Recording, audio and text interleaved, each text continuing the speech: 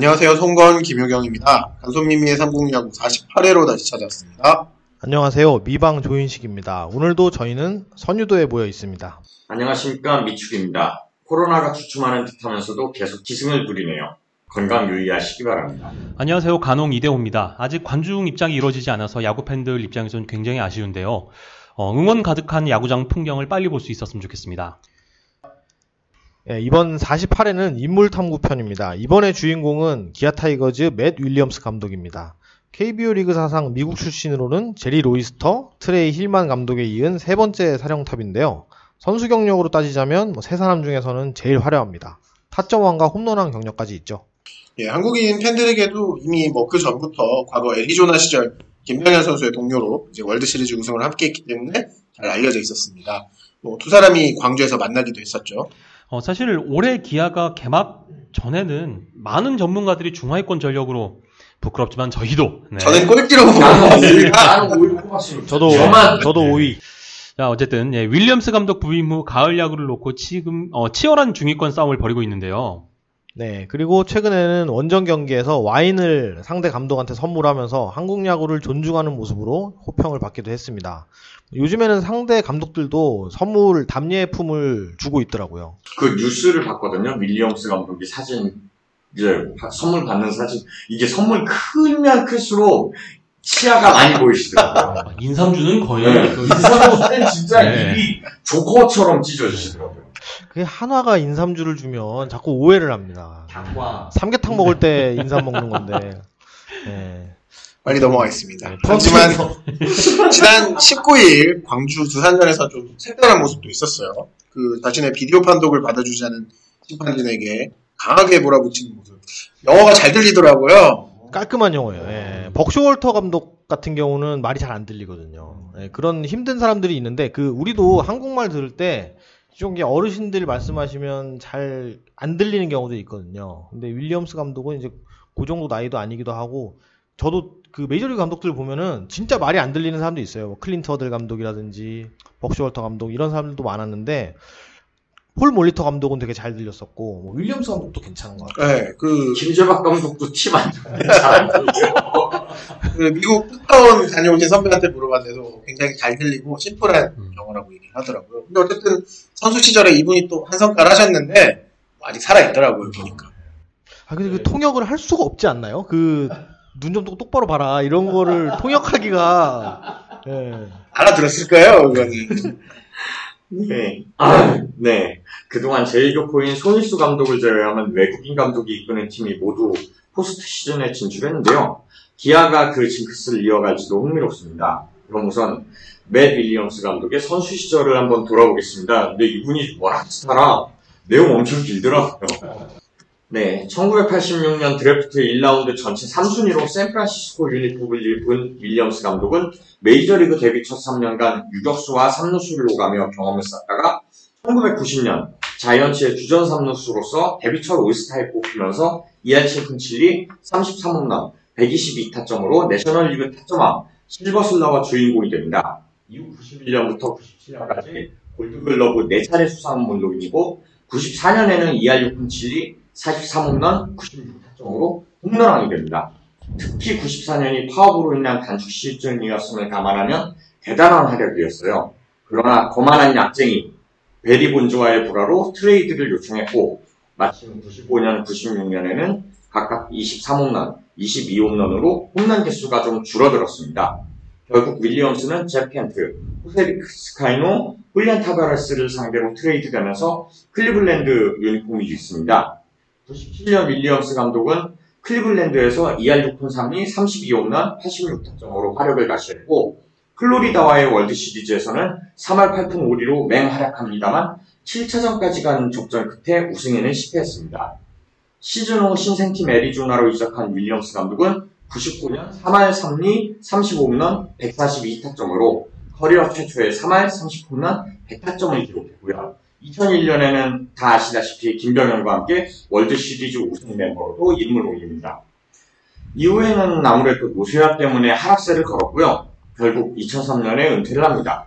그리고 2007년 공개된 미첼 리포트의 이름을 올리면서 약쟁이라는 오명까지 쓰고 말았습니다. KBO 리그 최초의 약동님이죠. 근데 미국에서도 최초의 그 약동님 아니었나요? 아, 그런가요? 선두자시네. 그럴 수 있겠네요. 밝혀지지 않은 분들이 그렇죠. 있겠지만 물론 그렇지만 공개된 분 중에 네. 네. 근데 이게 2002년에 했던 거기 때문에 약으로 도움을 못 받은 분이에요. 세월에 이미 더 컸거든요. 그 전에 했는지는 알 수가 그때는 없어요. 지금 시행착오가 많은 시기라서 2000년대 초반이나 90년대 후반에는 약 때문에 잘 나가다가 망한 선수들도 많죠. 이게 뭐 만연돼 있던 시대니까요. 저기 윌리엄스 감독도 그 약을 먹고 부작용 때문에 약을 끊었다고 본인이 해명을 했잖아요. 너무 살이 쪄갖고 네 살이 쪄서 네. 그 정도 부작용이면 다행인 거죠. 아니 근데 문제는 야구 선수가 이거 발목이 다쳐서 발목 치료를 위해서 약을 이제 의사 처방에 따라서 복용을 했다 이렇게 본인 해명이지만 이렇게 얘기를 했는데 부작용으로 너무 살이 쪄서 약을 끊었다 이게 얘기가 나왔는데 뭐 어쨌든 그 말 그대로 이제 믿어주자면 2002년이나 2003년 다 야구 못하고 그 야구를 그만뒀으니까 말씀하신 대로 별로 약으로 인한 그런 이득은 못 봤던 그런 케이스라고 할 수 있겠죠. 아니면 네. 야구를 그만둬야 되는데 약 덕분에 한 2년 정도 더 한 걸 수도 있죠. 그렇죠. 네. 물론 그거는. 뭐 어쨌든 이게 저희가 비난하려고 하는 건 아니고 공과 과를 짚어줘야 되니까. 이게 우승하고 은퇴했으면 아름다웠을 텐데. 근데 그때 은퇴하기에는 너무 기량이 살아 있어서 좀 아까웠겠죠. 저는 기억나는 게 김병현 선수가 그때 홈런을 맞고 어깨를 다독여준 사람이 윌리엄스였어요. 그때 포지션상으로 좀 가까웠네. 어쨌든 리더였을 테니까. 네. 야수 중에서. 그때는 야수의 리더가 많았어요. 윌리엄스 감독 있었고 1루에 마크 그레이스라는 그 베테랑 선수가 또 있었어요. 뭐 2루수도 뭐 토니 오맥 같은 경우도 그 정도 급은 아니지만 어느 정도 베테랑이었었죠. 곤조도 있었고. 네. 그럼 뭐 이제 지나고 나서의 얘기지만 윌리엄스 감독이 이제 기아 오고 나서 김병현 그 선수를 코치로 데려오는 게 어떠냐 뭐 이런 질문이 나오기도 했었잖아요. 근데 워낙 바빠서 힘들 것 같다라는 식으로 애둘러서 이제 그때 모습 봤으면 코치로 쓰고 싶지 않았을 거예요. 아니 근데 메이저리그 선수 중에 그 김병현 선수의 특이한 모습을 기억하는 선수들이 많습니다. 그 미겔 카브레라를 예전에 만난 적이 있었는데요. 되게 있어 보이네요. 네. 미겔 카브레라를 만나서 얘기를 했다고 하니까. 그러니까 거의 뭐 허구현 식사인데. 식사인데. 클럽하우스에서 이제 보잖아요. 봤는데 일본 기자인 줄 알고 처음에는 얘기 안 하다가 한국 사람인 줄 알고는 자기 뭐 최희섭이랑 같이 살고 엄청 친구다 이러면서 좋아하더라고요. 그래서 얘기를 해줬는데 근데 얘가 최희섭이랑 별로 안 친하잖아. 김병현 선수 같은 경우는 이제 그 클럽하우스에서 잠을 많이 자는데 발냄새가 좀 심했다고. 네. 그런 얘기를 좀 해주세요. 고양이 미안하려고? 네? 고양이 미안하려고? 이건 백설야구에서 얘기하는 거야. 벌써. 네. 아니 뭐 좀 자유로운 영혼이었나 보죠. 예, 좀 누가 봐도 그렇잖아요. 네. 안 씻고 이제 출근한 날이 있었나 보죠. 아니 운동 너무 열심히 했다거나. 예. 뭐 윌리엄스 감독 미국 지도자 경력을 조이식 씨가 한번 얘기해 주시죠. 네. 윌리엄스 감독이 좀 공백이 있어요. 은퇴하고 나서 좀 오랫동안 지도자로는 뭐 활동을 하지 않은 날도 있었는데 2010년에 애리조나 1루 코치로 이제 메이저리그 지도자 경력 시작했고요. 그 뒤에 베이스 코치로만 2013년까지 애리조나에서 생활을 합니다. 근데 이제 이때 리더십을 좀 인정을 받으면서 뭐 2014 시즌 앞두고 워싱턴 내셔널스의 감독으로 부임을 하게 되죠.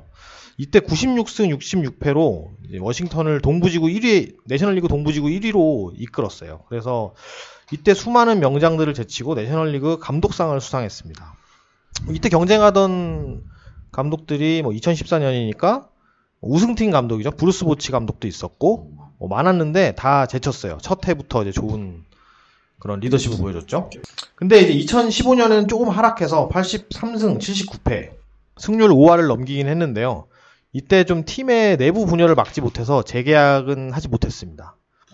제일 대표적인 게 뭐 하퍼 선수하고 파펠본 선수의 갈등.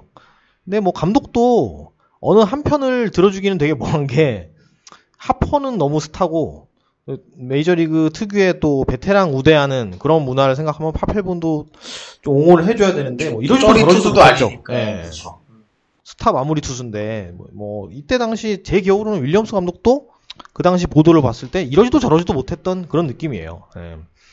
이후에 2016년에 이제 애리조나로 돌아가서 다시 3루 코치로 1년을 지내고 2017년에 방송 해설위원을 했습니다. 해설위원을 했었어요? 예, TNT 쪽에서 했던 걸로 알고 그런대로 메이저 예. 방송에서 했네요. 그리고 2018년에 이제 밥 멜빈 감독이 또 2년이 있잖아요. 그래서 멜빈 감독 밑에서 이제 3루 코치 겸 작전 코치, 뭐 오클랜드 시절이었죠. 네, 2019년 끝나고 샌프란시스코 자이언츠 감독 후보에도 올라갔어요. 자기가 뛰었던 팀인데 면접을 받는지 안 받는지 모르겠지만 조계영 감독의 그 삼고초려 끝에 3번 맞나요? 예, 아무튼 뭐 삼고초려 끝에 기아 타이거즈의 유니폼을 입었습니다. 저는 이제 마지막으로 기아 타이거즈 부임까지의 과정, 뭐 잠깐 이제 설명을 해주셨는데 조현식 씨가 그리고 뭐 현재까지를 뭐 짚어보겠는데 말씀하신 대로 원래는 이제 메이저리그 이제 샌프란시스코 감독 후보로 거론이 됐었는데 워낙 공격적으로 가서 이렇게 적극적으로 구애를 해서 확실하게 좀 마음을 붙잡아서 이제 왔다 이렇게 볼 수 있는데 근데 삼고초려는 아닌 것 같아요. 제가 미국에 있을 때 이제 통화를 했었거든요. 이제. 요즘에는 카톡 3번도 삼고초려입니다. 현대식으로 해야죠. 근데 뭐 한 번 딱 만나서 그 이제 미팅을 했는데 워낙 인상을 좋게 받아서 바로 그 자리에서 강하게 이제 팀을 어떻게 만들 것인지 어필을 하고 어떻게 좀 만들어 달라고 요구를 하면서 마음을 확실히 얻었다고 했었는데 어쨌든 분명히 기아 올해 감독 부담스러운 자리였잖아요. 그렇죠. 사실 전임 감독이 또 좋지 않은 과정을 통해서 그만뒀었기 때문에 뭐 외국인 감독이라서 사정을 정확하게는 모르겠지만 어쨌든 이 팀이 명문 팀이었고 그런 상황에서 감독이 부재인 상황에서 시즌을 치렀다는 걸 알았을 텐데 사실 쉬운 결정은 아니었겠죠. 그리고 외국인 감독에게 기대를 거는 게 분명히 있을 거고 물론 뭐 윌리엄슨 감독이 한국에서 이제 송일수 감독을 제외한 모든 외국인 감독이 포스트 시즌을 모두 진출했다는 거는 몰랐겠죠. 그런 기록들은 모르고 왔겠지만 어쨌든 본인에 대한 기대치가 있었던 거를 뭐 알고 있었을 텐데. 이게 어머니 아니 근데 뭐 어쨌든 제가 알기로는 기아에서 굉장히 좋은 대우를 해줬더라고요. 어쨌든 미국에서 코치하는 것보다는 몇 배로 많은 연봉을 받기 때문에 상당히 매력적이었겠죠. 일단 오면 바로 K9 하나 빼주잖아요. 그 K9 국내 1호차가 손동열 감독이었어요. 기억납니다. 그래서 뭐 누굴 태워주니 많이 했었는데. 아니 저는 아니고요. 조현식 기자는 당연히 제외였겠죠. 저는 아니고요. 타실 분이 다 있어요. 근데 어쨌든 이제 윌리엄스 감독이 처음 이제 한국에 오고 나서 이제 본격적으로 이제 10월달, 11월달부터 자기 이제 팀 파악을 먼저 시작을 해야 되는데 좀 인상 깊었던 장면 중에 하나가 그 1군 감독 대행을 했었던 이제 박흥식 대행한테 감사 인사를 먼저 했잖아요. 팀을 그래도 어려운 상황에서 잘 꾸려와 가면서 선수들 많이 전력 그대로 보존하면서 이끌어줘서 고맙다라는 식으로 이렇게 인사를 했다고 했는데 이런 거 하나에도 굉장히 일단 박흥식 감독도 굉장히 고마워했다고 하더라고요. 팀에서도 그냥 립 서비스일 수도 있겠지만 그래도 한국 야구에 대한 존중을 거기서부터 좀 본 것 같다. 한국 야구 스태프에 대한 그런 좋은 평가와 함께 시작을 했었고 그리고 이제 스프링 캠프가 굉장히 또 중요하잖아요. 이게 확실히 처음 한국에 왔기 때문에 어떤 선수가 뭐 얼마큼 야구를 하는지 모르잖아요. 전혀 모르죠, 사실. 뭐 누가 유명하다고는 하는데 뭐 나지완 뭐 이런 선수가 유명하고 잘한다고는 하지만 나보다 유명하다. 직접 가야 되니까. 최희섭 서재웅밖에 몰랐겠죠. 서재웅 진짜 밖에 몰랐을 것 같아요. 근데 게다가 뭐 기아가 아까 잠깐 얘기를 했지만 더 부담스러웠던 게 FA 영입은 안 한다고 선언을 한 상황에서 주전 2루수였던 안치홍 선수도 이제 나가버렸고 이런 상황에서 오히려 뭐 처음부터 시작을 하자라는 생각이었는지 선수단 파악에 굉장히 공을 들였잖아요. 스프링 캠프 갈 때도 미국에 굉장히 많은 선수들 데려가서 직접 거의 다 이제 둘러보고 10명이 넘었죠. 그리고 뭐 그냥 보고만 받은 게 아니라 직접 이제 선수들한테 공도 뭐 쳐주고 때려주고 하면서 선수들의 기량을 좀 파악을 해가면서 차근차근 이렇게 기본을 강조하면서 팀을 좀 만들어 왔다 싶은 느낌이 들었는데 일단 정규 시즌 시작하고 나서는 조금 뭐랄까 데이터 위주의 좀 운영을 하면서 우리가 봤을 때는 여기서 한국 야구를 아는 사람이 봤을 때는 여기서 얘네면 안 되는데 라고 하는 타이밍들이 있잖아요. 그렇죠. 근데 뭐 윌리엄스 감독 당연히 모르니까 그거에 대해서 선입견이 없으니까 가끔 필요할 때가 있어요. 아니 그런데 선입견이 없어서 유민상 선수라든가 뭐 이런 선수들 자유롭게 썼을 수도 있어요. 유민상은 진짜 윌리엄스 감독이 그러니까 진짜 유민상 선수 같은 경우는 다른 한국 지도자였으면 어떻게 보면은 걔는 좀 안 될 것 같다라고 생각을 했었을 선수인데 생각보다 장타가 안 된다. 컨셉 원투가 된다라면서 1, 2군을 오가는 정도였을 텐데 사실 덩치는 장타자처럼 이렇게 덩치가 큰데 49홈런을 못 치면 안 되는 몸이잖아요. 뭐 백용환 선수도 사실 기존 감독들은 완전히 내쳤던 선수였는데 그렇죠. 네. 윌리엄스 감독이 온 다음에는 뭐 달라졌어요. 그 유민상 선수 데뷔할 때 신인 때 인터뷰를 했는데 그때 자기가 이제 KBO의 진토미 같은 선수가 되고 싶다라고 얘기를 했거든요. 역시 미국 유학파답게 네. 진토미 이름 나오는 진토미는 근데 진토미가 어떤 스타일인지 알잖아요. 많이 갈 길이 먼데요. 짐토미는 지금 뛰었으면 더 각광받았죠. 그렇죠. OPS형 네. 선수기 네. 때문에. 예. 뭐 어쨌든 이제부터는 이제 본인 색깔을 조금씩 내고 있습니다. 이제 윌리엄스 감독이 시즌 초반에는 자기 성질도 잘 안 드러내고 원래 화끈한 성격인데 그러다가 이제는 뭐 본인의 색깔을 조금씩 내고 있는 중이고 그리고 기아가 성적이 또 괜찮아서 굉장히 기아의 돌풍을 올 시즌 많이 좀 주목을 하고 있는 상황이죠. 그리고 좀 양현종 선수를 기용하는 방법도 보면서 또 스타의 마음은 스타 플레이어 출신이 알아준다는 생각이 좀 들더라고요.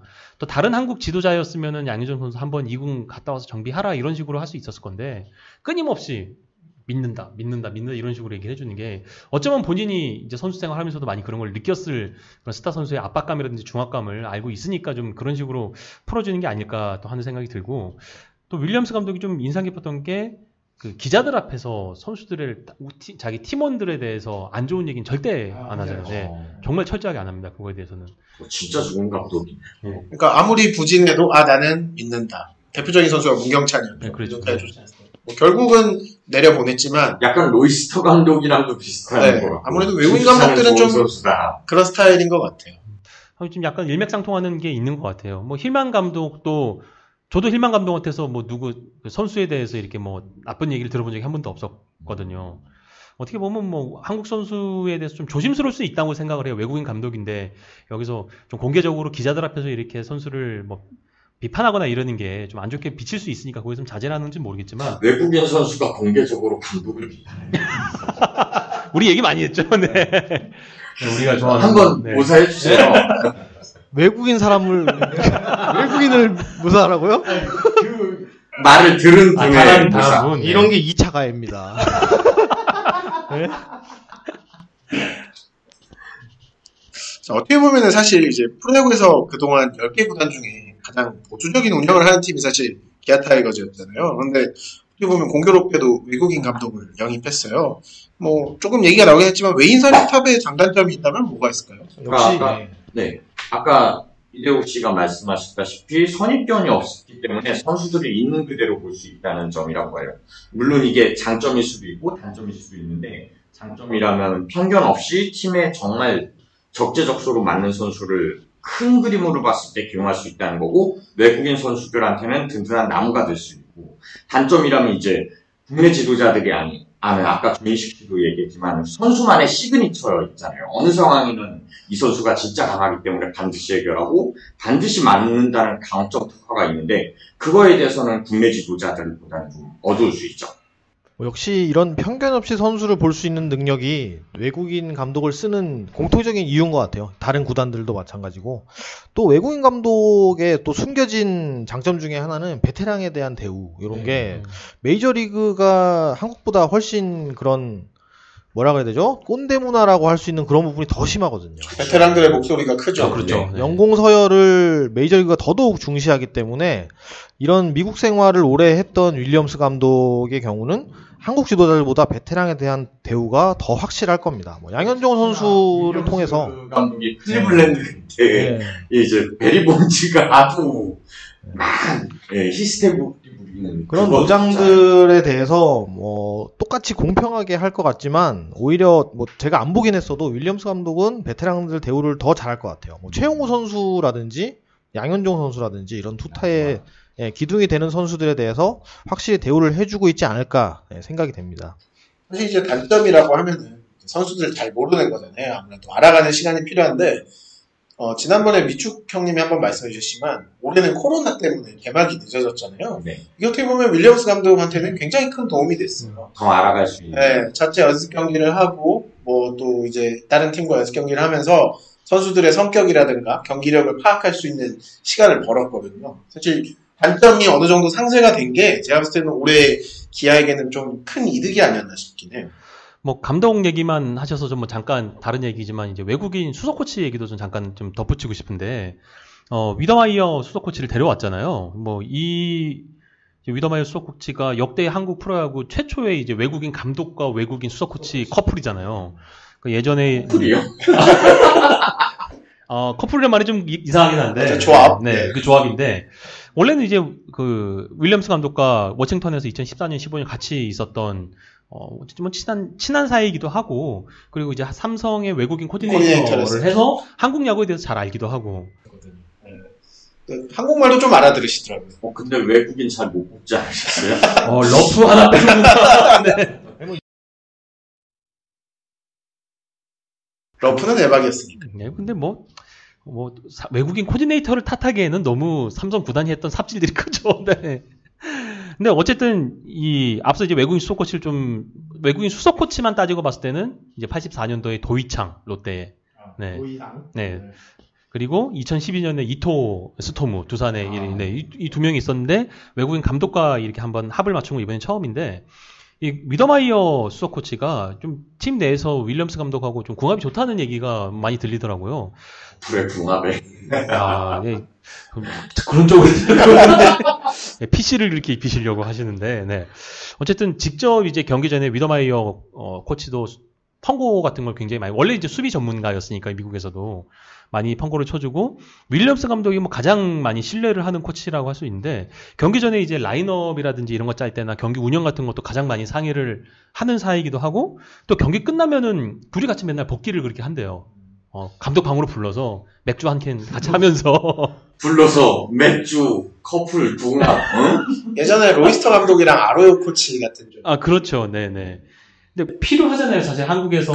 그렇죠. 우리 편하게 이제 영어로 이제 야구의 얘기를 하면서 같이 해줄 그런 동반자가 필요한데 의외로 그리고 위더마이어 수석 코치가 외국인이다 보니까 한국의 이제 코치들의 이제 보고 시스템이 보통은 각 파트별 코치가 수석 코치한테 얘기를 하고 보고를 해서 그렇죠, 다시 보고를 받는. 수석 코치가 가지 이제 감독한테 보고를 하는데 그렇게 안 하고 그냥 한국에 있는 파트별 코치들이 곧바로 이제 윌리엄스 감독한테 얘기를 한다고 하더라고요. 그래서 물론 이제 수석 코치한테 보고를 하는 게 이제 보고 체계라든지 정리를 할 수 있는 장점도 있지만 중간에 한 다리를 거치다 보니까 좀 복잡해지는 것도 있잖아요. 왜곡이 되는 경우도 있고. 그렇죠. 왜곡되거나 생략되는 경우. 게다가 또 일반적인 그런 수석 코치를 통하는 게 아니고 통역을 통해서 수석 코치를 통하는 그런 거니까 문제도 있어요. 단계가 더 늘어나는 거죠. 네. 그러니까 그렇다 보니까 곧바로 이제 보고를 받다 보니까 기아도 이제 윌리엄스 감독이 좀 곧바로 그런 피드백이 된다는 그런 장점 구단을 얘기를 하더라고요. 뭐 그런 거를 봤을 때 윌리엄스 감독이 지금 또 좋은 모습 보여주고 있는 게 위더마이어 수석 코치의 역할도 좀 있지 않을까 뭐 그런 좀 생각이 좀 들더라고요. 그 커뮤니케이션 얘기가 사실 좀 기아에서 또 선수들하고도 굉장히 잘 되는 편. 외국인 감독에게 아무래도 우리나라 선수들이 다가가기가 쉽지가 않다고 생각을 할 텐데 의외로 또 기아 선수들은 감독실을 찾아가서 이야기를 하는 경우가 꽤 있더라고요. 윌리엄스 감독이 편하게 찾아와도 좋다. 어쨌든 너희들이 얘기하는 걸 다 들어주고 싶다라고 전달을 했고 실제로 선수들이 찾아가서 감독에게 직접 자기네 뭐 이야기나 뭐 이런 것들을 하고 있다고 하더라고요. 타이거즈 역사상 가장 비권위적인 감독님이 아니라. 그렇겠네요. 예.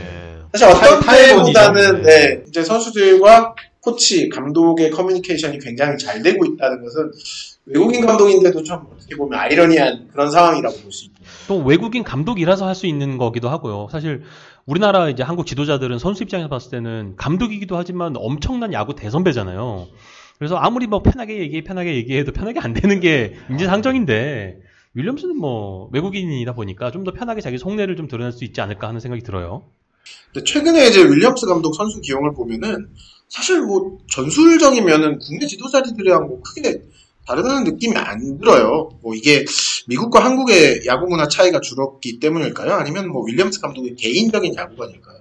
개인적으로는 윌리엄스 감독은 그냥 미국의 트렌드를 따른다는 느낌이에요. 뭐 지금 기용 방식 봤을 때 팀 내 최고의 타자를 2번에 쓰는 그런 전형적인 요즘 미국 스타일이잖아요. 근데 한국이 미국이랑 비슷해진 면이 많아서 크게 다르지 않아 보이는 것 같은데 한국 야구에 맞춰서 하려고 하는 것보다 자기만의 야구관을 그냥 충실하게 이행을 하고 있는 것 같아요. 그리고 뭐 요즘 미국식이라는 게 우리나라 같은 경우는 원래 아웃카운트 4개 이상 잡게 하는 그런 한국식 마무리 기용법이 있잖아요. 급할 때. 근데 윌리엄스 감독은 철저히 1이닝 세이브 원칙으로 가는 것 같고요. 문경찬 선수를 봐도 올해 아웃카운트 4개 잡으면서 세이브를 했던 경우는 없었고 전상현 선수도 마무리로 옮긴 다음에는 1이닝만 던지게 하고 있습니다.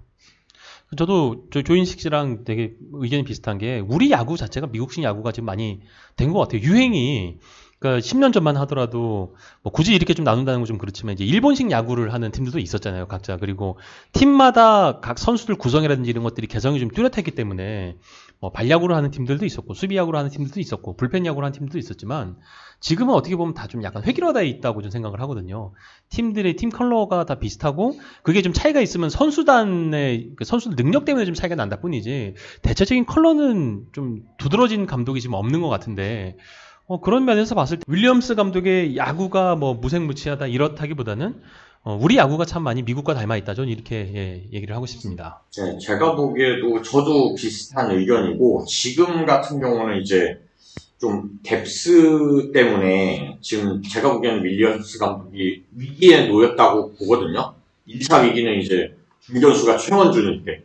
그러니까 센터라인이 지금 번갈아서 비어있는 상태예요. 지금은 이제 김호령과 이창진이 복귀했으니까 중견수는 문제가 없는데 히스톤이 안치홍이 롯데로 가고 김선빈이 2루로 이동했는데 이제 부상 입었고요. 트레이드로 데려왔던 유지혁도 다쳤거든요. 또 박찬호도 지금 주전 유격수로는 시행착오를 겪고 있어서 윌리엄스 감독이 생각했던 시나리오의 센터라인 조각은 아니에요. 근데 지금 김규성 중용하고 나주환. 네, 그쵸. 나주환도 잘 데려왔죠. 그러니까 잘 메꾸고 있는 거죠. 네, 정말. 자기 선수들은 잘 파악하고 있는 것 같다는 생각이 들어요. 그러니까 뭐 어떤 감독이라도 지금 상황에서는 뭐 쓸놈쓸 이거에 얽매이든지 아니면은 이렇게 나가든지 그걸 것 같아요. 사실 저도 기아를 꼴찌 후보로 꼽았던 게 선수층이 얇다는 거였는데 뭐 지금까지는 또 영입한 선수들이 잘 메꿔졌고 뭐 아까 얘기했던 유민상 선수라든가 뭐 최근에 또 깜짝 활약했던 황대인 선수라든가 좀 기대 이상의 전력들이 나오긴 했어요. 뭐 대타왕 오선우도 있고. 그래서 사실 이게 감독의 또 기용법에 따라 달라질 수 있는 선수들이라고 보는데 어쨌든 지금까지는 좋은 결과고 저도 윌리엄스 감독이 어쨌든 플러스를 만들어낸 게 아닌가 싶긴 합니다. 뭐 확실한 거는 윌리엄스 감독이 부임을 하면서 부임 임기 내에 한번 내가 우승시키겠다는 게 목표라고 얘기를 했잖아요. 아 그랬나요? 네, 임기 내에 우승시키겠다 이게 목표였는데 올해는 누가 보더라도 이제 자기 목표가 아니었을 거고 근데 이제 FA 시장에서 기아가 작년에 돈을 많이 세이브를 했잖아요. 그리고 올해 좋은 선수들이 많이 나오고 이번에 좀 만약에 기아가 뭐 코로나19라는 변수가 있어서 돈을 좀 자유롭게 못 쓸 수 있는 그런 뭐 변수도 있지만 만약에 기아가 FA 시장에서 이번에 다시 큰 손이 된다면은 내년에는 좀 어떻게 보면 대권을 좀 노려볼 수 있지 않을까. 워낙 지금 윌리엄스 감독이 잘 틀을 더 다져가고 있고 자기 색깔을 입혀가고 있기 때문에 네, 그런 생각이 좀 듭니다. 두산 팬들에겐 죄송한데 기아 팬들이 자꾸 허경민 얘기를 하더라고요. 근데 뭐 지금 부족한 부분을 메워줄 수 있는 선수도 좋지만 기회가 되면 무조건 선발을 데려와야 됩니다. 네. 아 그거는 그렇죠. 여기서 선발 하나 추가하면 기아는 엄청나거든요. 선발 FA가 있나요? 다음 시즌에? 이번에 있나요? 네. 광주랑 좀 안 맞는 것 같아요. 네. 아니, 그리고 기아를 상대로 강해서 좋은 성적을 거둔 부분이 있는데 기아랑 상대를 못 하잖아요. 네. 그러면 유희관 선수한테는 좀 타격이 올 수 있죠.